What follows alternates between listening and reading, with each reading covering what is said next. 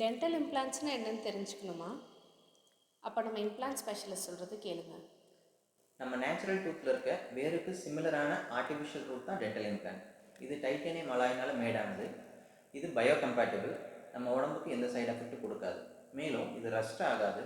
நம்ம ஜா போனில் ஃபிக்ஸ் பண்ணோம்னா ஆசியோ இன்டகிரேஷன் மெத்தடில் எலும்பில் ஃபிக்ஸ் ஆகி நம்ம மேலே வைக்கக்கூடிய க்ரௌன்ஸாக இருந்தாலும் பிரிட்ஜஸாக இருந்தாலும் அல்லது ஃபுல் ஆர்ச் ப்ராசஸாக இருந்தாலும் அதுக்கு சப்போர்ட் பண்ணி நம்ம மென்று சாப்பிடும்போது அதில் டிரான்ஸ்மிட் ஆகக்கூடிய லோட் ஃபோர்ஸை நேச்சுரல் பல்லு மாதிரியே போனுக்கு டிரான்ஸ்மிட் பண்ண செய்யும்.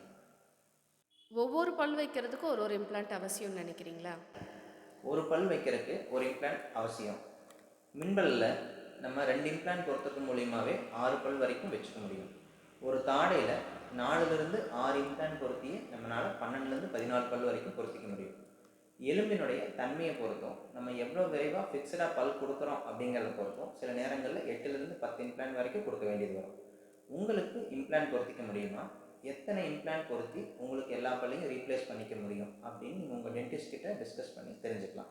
I am your trusted smile partner, Dr. Shivakumar, Periodontist, Laser and Implant Specialist.